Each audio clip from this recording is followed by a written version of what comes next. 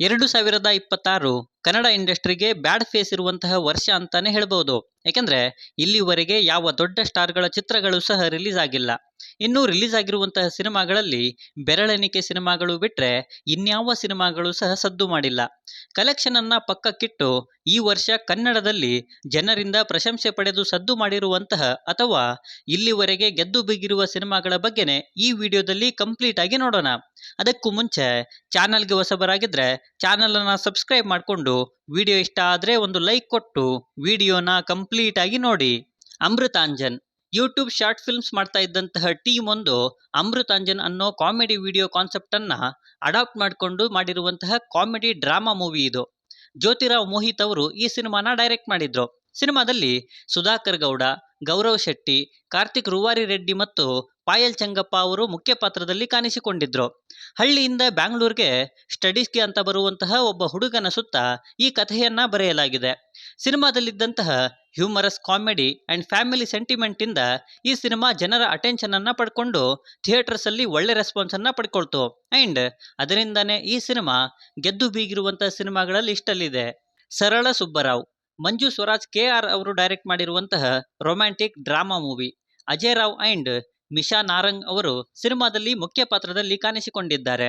ಸಿನಿಮಾದ ಟೈಟಲ್ಲೇ ಹೇಳೋ ಹಾಗೆ ಇದು ಸರಳ ಮತ್ತು ಸುಬ್ಬರಾವ್ ಅನ್ನೋ ದಂಪತಿಯ ಒಂದು ರೊಮ್ಯಾಂಟಿಕ್ ಡ್ರಾಮಾ ಕತೆ. ಸುಂದರವಾಗಿ ಸಂಸಾರವನ್ನ ಮಾಡುತ್ತಿರುವಂತಹ ಸರಳ ಮತ್ತು ಸುಬ್ಬರಾವ್ನ ನಡುವೆ ಇಂಡಿಯಾ ಮತ್ತು ಪಾಕಿಸ್ತಾನ್ ವಾರ್ ಯಾವ ರೀತಿಯ ಎಫೆಕ್ಟ್ಸ್ ಅನ್ನ ತರುತ್ತೆ ಅನ್ನೋದೇ ಸಿನಿಮಾದ ಕಥೆ.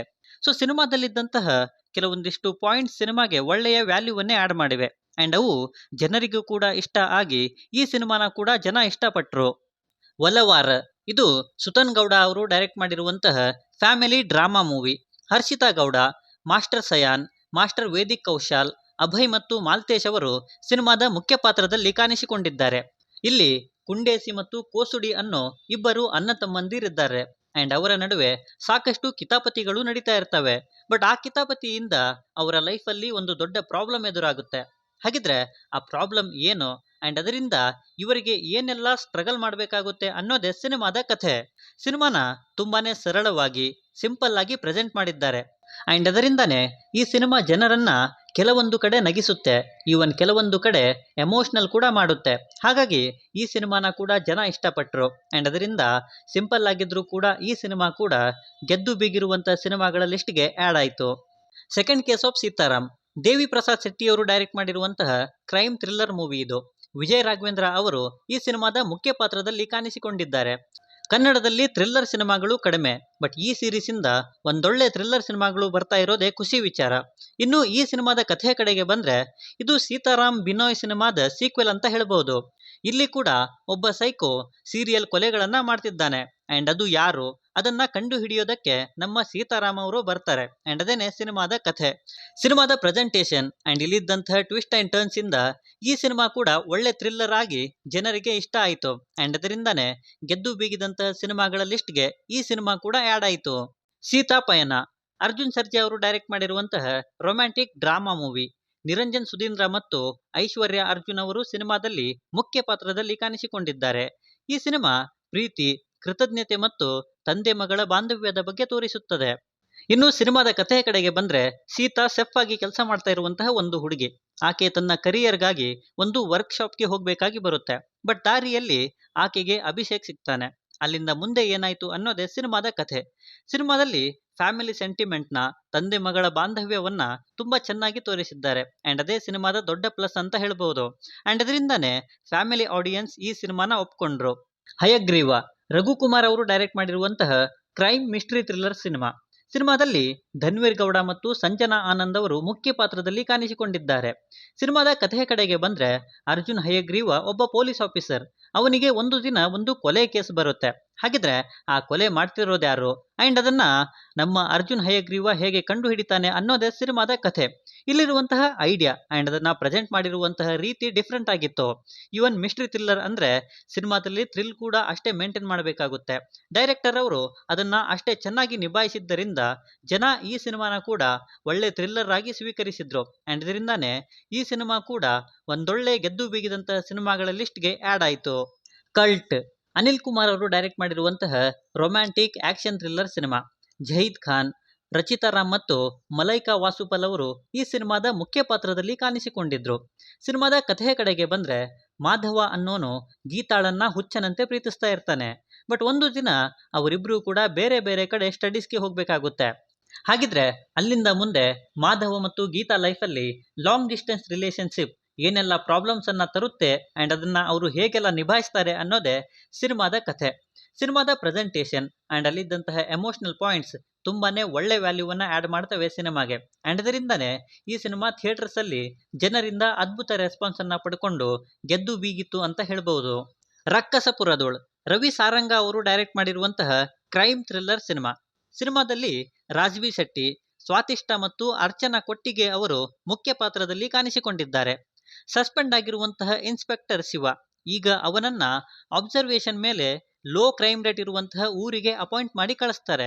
ಬಟ್ ಆ ಊರಲ್ಲಿ ಸಾಕಷ್ಟು ವಿಚಿತ್ರಗಳು ನಡೆಯೋಕೆ ಶುರು ಆಗ್ತವೆ. ಹಾಗಿದ್ರೆ ಅವೆಲ್ಲ ಏನು ಅಂಡ್ ಅಲ್ಲಿರುವಂತಹ ಮಿಸ್ಟ್ರಿ ಬಗ್ಗೆನೇ ಈ ಸಿನಿಮಾದ ಪ್ರೆಸೆಂಟೇಷನ್ ಅಂಡ್ ರಾಜ್ಬಿ ಶೆಟ್ಟಿ ಅವರ ಪರ್ಫಾರ್ಮೆನ್ಸ್ ಇಂದ ಥಿಯೇಟರ್ಸ್ ಅಲ್ಲಿ ಈ ಸಿನಿಮಾ ಒಳ್ಳೆ ರೆಸ್ಪಾನ್ಸ್ ಅನ್ನ ಪಡ್ಕೊಳ್ತು. ಅಂಡ್ ಅದರಿಂದಾನೇ ಒಳ್ಳೆಯ ಕಲೆಕ್ಷನ್ ಜೊತೆಗೆ ಈ ಸಿನಿಮಾ ಕೂಡ ಗೆದ್ದು ಬೀಗಿರುವಂತಹ ಸಿನಿಮಾಗಳ ಲಿಸ್ಟ್ಗೆ ಸೇರ್ಕೊಳ್ತು. ಮ್ಯಾಂಗೋ ಪಚ್ಚ ವಿವೇಕ ಪ್ರಕಾಶ್ ಅವರು ಡೈರೆಕ್ಟ್ ಮಾಡಿರುವಂತಹ crime drama movie. Sanchit Sanjeev ಅವರು ಡೆಬ್ಯೂ ಮಾಡಿರುವಂತಹ ಈ ಸಿನಿಮಾದಲ್ಲಿ ಅವರ ಜೊತೆಯಾಗಿ ಕಾಜಲ್ ಕುಂದಲ್ ಅವರು ಮುಖ್ಯ ಪಾತ್ರದಲ್ಲಿ ಕಾಣಿಸಿಕೊಂಡಿದ್ದಾರೆ. ಪ್ರಶಾಂತ್ ಅಲಿಯಾಸ್ ಪಚ್ಚ ಮೈಸೂರಲ್ಲಿ ಒಂದು ಲೋಕಲ್ DVD ಪ್ಲೇಯರ್ ಶಾಪನ್ನು ಇಟ್ಕೊಂಡು ನೆಮ್ಮದಿಯಿಂದ ಬದುಕ್ತಾ ಇರುವಂತಹ ಮನುಷ್ಯ. ಬಟ್ ಅವನಿಗಿದ್ದಂತಹ ಒಂದೇ ಒಂದು ಕೊರತೆ ಅಂದರೆ ಅದು ಮರ್ಯಾದೆ. ಆ್ಯಂಡ್ ಅದನ್ನು ಪಡ್ಕೊಳ್ಳೋದಕ್ಕೆ ಅವನು ಏನೆಲ್ಲ ಮಾಡ್ತಾನೆ ಅನ್ನೋದೇ ಸಿನಿಮಾದ ಕಥೆ. ಡೆಬ್ಯೂ ಸಿನಿಮಾ ಆಗಿದ್ರೂ ಕೂಡ ಸಂಚಿತ್ ಸಂಜೀವ್ ಅವರು ಒಳ್ಳೆ ಪರ್ಫಾರ್ಮೆನ್ಸ್ ಜೊತೆಗೆ ಡೆಬ್ಯೂವನ್ನು ಮಾಡಿದರು. ಆ್ಯಂಡ್ ಅದರಿಂದನೇ ಈ ಸಿನಿಮಾ ಜನರಿಗೆ ಇಷ್ಟ ಆಯಿತು. ಒಳ್ಳೆ ರೆಸ್ಪಾನ್ಸ್ ಜೊತೆಗೆ ಈ ಸಿನಿಮಾ ಕೂಡ ಗೆದ್ದು ಬೀಗಿರುವಂತಹ ಸಿನಿಮಾಗಳಿಗೆ ಆ್ಯಡ್ ಆಯಿತು. ಲ್ಯಾಂಡ್ ಲಾರ್ಡ್ ಜಡೇಶ್ ಕೆ ಹಂಪಿಯವರು ಡೈರೆಕ್ಟ್ ಮಾಡಿ ದುನಿಯಾ ವಿಜಯ್, ರಾಜ್ಬಿ ಶೆಟ್ಟಿ ಮತ್ತು ರಚಿತಾ ರಾಮ್ ಅವರು ಆಕ್ಟ್ ಮಾಡಿರುವಂತಹ ಸಿನಿಮಾ. ಜಮೀನ್ದಾರ್ ಪದ್ಧತಿಯನ್ನ ಮುಖ್ಯ ಪ್ಲಾಟ್ ಆಗಿ ಇಟ್ಕೊಂಡು ವಿಲೇಜ್ ಡ್ರಾಪ್ ಅಲ್ಲಿ ಬಂದಂತಹ ಸಿನಿಮಾ. ಇಲ್ಲಿನ ಮುಖ್ಯ ಪಾತ್ರ ರಾಚಯ್ಯ. ಅವನು ಈ ಜೀತ ಪದ್ಧತಿಯಿಂದ ಹೊರಗೆ ಬರೋಕೆ ಮಾಡುವಂತಹ ಪ್ರಯತ್ನನೇ ಈ ಸಿನಿಮಾದ ಕಥೆ. ಹಳ್ಳಿ ಬ್ಯಾಕ್ ಡ್ರಾಪ್ ಅಲ್ಲಿ ನಡೆಯುವಂತಹ ಕಥೆಯ ಪ್ರೆಸೆಂಟೇಷನ್ ಅಂಡ್ ಅಲ್ಲಿದ್ದಂತಹ ಕ್ಯಾರೆಕ್ಟರ್ಸ್ಗಳ ಪರ್ಫಾರ್ಮೆನ್ಸ್ ಇಂದ ಜನ ಈ ಸಿನಿಮಾಗೆ ತುಂಬಾನೇ ಕನೆಕ್ಟ್ ಆದ್ರು. ಅದರಲ್ಲೂ ಜೀತ ಪದ್ಧತಿ ಅನ್ನೋದು ಹಳೆ ಕಾಲದಿಂದಲೂ ಕೂಡ ನಡೆದು ಬಂದಂತಹ ಪದ್ಧತಿ. ಅದನ್ನ ಎಫೆಕ್ಟಿವ್ ಆಗಿ ತೆರೆ ಮೇಲೆ ತೋರಿಸಿದ್ರು ಡೈರೆಕ್ಟರ್ ಅವರು. ಅಂಡ್ ಅದರಿಂದಾನೇ ಥಿಯೇಟರ್ಸ್ಗಳಲ್ಲಿ ಈ ಸಿನಿಮಾ ಬೂಮ್ ಆಯಿತು. ಸೊ ಕಲೆಕ್ಷನ್ ಜೊತೆಗೆ ಹೆಸರನ್ನ ಕೂಡ ಮಾಡಿ ಈ ಸಿನಿಮಾ ಕೂಡ ಗೆದ್ದು ಬೀಗಿತ್ತು ಅಂತ ಹೇಳ್ಬೋದು. ಲವ್ ಮಾಕ್ಟೇಲ್ 3 ಇದು ಡಾರ್ಲಿಂಗ್ ಕೃಷ್ಣ ಅವರು ಡೈರೆಕ್ಟ್ ಮಾಡಿ ಆಕ್ಟ್ ಮಾಡಿರುವಂತಹ ರೊಮ್ಯಾಂಟಿಕ್ ಡ್ರಾಮಾ ಮೂವಿ. ಇದು ಲವ್ ಮಾಕ್ಟೇಲ್ ಸೀರೀಸ್ನ ಕೊನೆ ಸಿನಿಮಾ ಕೂಡ ಹೌದು. ಸೊ ಇಲ್ಲಿ ಆದಿ ಪಾರ್ಟ್ 2 ನಲ್ಲಿ ದತ್ತು ತಗೊಂಡಿರುವಂತಹ ಹುಡುಗಿ ಹೆಸರು ನಿಧಿ. ಬಟ್ ಆ ಹೆಸರಿನಿಂದ ಒಂದು ಸಮಸ್ಯೆ ಎದುರಾಗುತ್ತೆ. ಹಾಗಿದ್ರೆ ಆ ಸಮಸ್ಯೆಯಿಂದ ಹೊರಬರುವಂತಹ ಕಥೆನೇ ಈ ಸಿನಿಮಾ. ಸೀಕ್ವೆಲ್ಗಳ ಹೆಸರಿನಲ್ಲಿ ಸಿನಿಮಾಗಳನ್ನ ಹಾಳು ಮಾಡ್ತಿರುವಂತಹ ಟೈಮಲ್ಲಿ ಈ ಸೀರೀಸ್ನ ಎಲ್ಲ ಸಿನಿಮಾಗಳು ಕೂಡ ಒಳ್ಳೆ ರೆಸ್ಪಾನ್ಸ್ ಅನ್ನ ಪಡ್ಕೊಂಡಿವೆ. ಪಾರ್ಟ್ 3 ಕೂಡ ಅದೇ ಲಿಸ್ಟ್ ಅಲ್ಲಿ ಸೇರ್ಕೊಳ್ತು. ಸಿನಿಮಾದ ರೈಟಿಂಗ್ ಸೂಪರ್ ಆಗಿತ್ತು. ಈವನ್ ಪ್ರೆಸೆಂಟೇಷನ್ ಕೂಡ ಅಷ್ಟೇ ಅಥೆಂಟಿಕ್ ಆಗಿದ್ದರಿಂದ ಜನ ಈ ಸಿನಿಮಾನ ಥಿಯೇಟರ್ಸ್ ಅಲ್ಲೇ ಇಷ್ಟಪಟ್ರು. ಈವನ್ ಕಲೆಕ್ಷನ್ ಜೊತೆಗೆ ಈ ಸಿನಿಮಾ ಕೂಡ ಒಳ್ಳೆ ರೆಸ್ಪಾನ್ಸ್ ಅನ್ನ ಪಡ್ಕೊಂಡು ಸೂಪರ್ ಹಿಟ್ ಆಗಿ ಸಾಬೀತಾಯಿತು. KD the devil showman Prem's ಅವರು ಡೈರೆಕ್ಟ್ ಮಾಡಿದಂತಹ ರೊಮ್ಯಾಂಟಿಕ್ ಡ್ರಾಮಾ ಆಕ್ಷನ್ ಮೂವಿ. ಸಿನಿಮಾದಲ್ಲಿ ಆಕ್ಷನ್ ಪ್ರಿನ್ಸ್ ಧ್ರುವ ಸರ್ಜಾ, ರೀಶ್ಮಾ ನಾನಯ್ಯ, ಸಂಜಯ್ ದತ್, ರವಿಚಂದ್ರನ್ ಮತ್ತು ರಮೇಶ್ ಅರವಿಂದ್ ಅವರು ಮುಖ್ಯ ಪಾತ್ರದಲ್ಲಿ ಕಾಣಿಸಿಕೊಂಡಿದ್ರು. ಕಾಳಿ ಒಬ್ಬ ಯುನೋಸೆಂಟ್ ಹುಡುಗ ಹೇಗೆ ಒಂದು ಘಟನೆಯಿಂದ ಅವನು ರೌಡಿಸಂಗೆ ಇಳಿತಾನೆ ಅನ್ನೋದೇ ಸಿನಿಮಾದ ಕಥೆ. ಪ್ರೇಮ್ಸ್ ಅವರ ಸಿನಿಮಾ ಅಂದ್ರೇನೆ ಹಾಗೆ ಸೆಂಟಿಮೆಂಟ್ ಅನ್ನ ಕೋರ್ ಪಾಯಿಂಟ್ ಆಗಿ ಇಟ್ಕೊಂಡು ಸಿನಿಮಾನ ಮಾಡ್ತಾರೆ. ಅಂಡ್ ಇಲ್ಲಿ ಕೂಡ ಅಣ್ಣ ತಮ್ಮ ಅನ್ನೋ ಸೆಂಟಿಮೆಂಟ್ ನ ಇಟ್ಕೊಂಡು ಸಿನಿಮಾನ ಪ್ರೆಸೆಂಟ್ ಮಾಡಿದ್ರು. ಸಿನಿಮಾದಲ್ಲಿದ್ದಂತಹ ಆಕ್ಷನ್, ಎಮೋಷನ್ಸ್, ಈವನ್ ಸಾಂಗ್ಸ್ ಇಂದ ಈ ಸಿನಿಮಾ ಜನರ ಅಟೆನ್ಷನ್ ಅನ್ನ ಪಡ್ಕೊಂಡು ಬಾಕ್ಸ್ ಆಫೀಸ್ ಅನ್ನ ಧೂಳೆಬ್ಬಿಸಿತ್ತು ಅಂತಾನೆ ಹೇಳ್ಬಹುದು. ಅಂಡ್ ಈ ವರ್ಷದ ಇಲ್ಲಿವರೆಗೆ ಅತಿ ಹೆಚ್ಚು ಗಳಿಕೆ ಮಾಡಿ ಸೂಪರ್ ಡೂಪರ್ ಹಿಟ್ ಆಗಿರುವಂತಹ ಸಿನಿಮಾಗಳ ಲಿಸ್ಟ್ಗೆ ಸೇರ್ಕೊಂಡು ಈ ಸಿನಿಮಾ ಕೂಡ ಗೆದ್ದು ಬೀಗಿತ್ತು. ಸೊ ಇವಿಷ್ಟು ಸಿನಿಮಾಗಳು ಇಲ್ಲಿವರೆಗೆ ಕನ್ನಡ ಇಂಡಸ್ಟ್ರಿಯಿಂದ ಗೆದ್ದು ಬೀಗಿರುವಂತಹ ಸಿನಿಮಾಗಳು. ಸೊ ಈ ಸಿನಿಮಾಗಳಲ್ಲಿ ನಿಮ್ಮ ಫೇವರೆಟ್ ಸಿನಿಮಾ ಯಾವುದು ಅನ್ನೋದನ್ನ ಕೆಳಗೆ ಬರೆದು ತಿಳಿಸಿ. ಅಂಡ್ ಇದೇ ತರಹದ ವಿಡಿಯೋಗಳಿಗಾಗಿ ದಯವಿಟ್ಟು ಚಾನಲ್ ಅನ್ನ ಸಬ್ಸ್ಕ್ರೈಬ್ ಮಾಡಿಕೊಂಡು ಸಪೋರ್ಟ್ ಮಾಡಿ. ಕೊನೆಯಲ್ಲಿ ಸಿಗ್ತಾ ಇರೋಣ.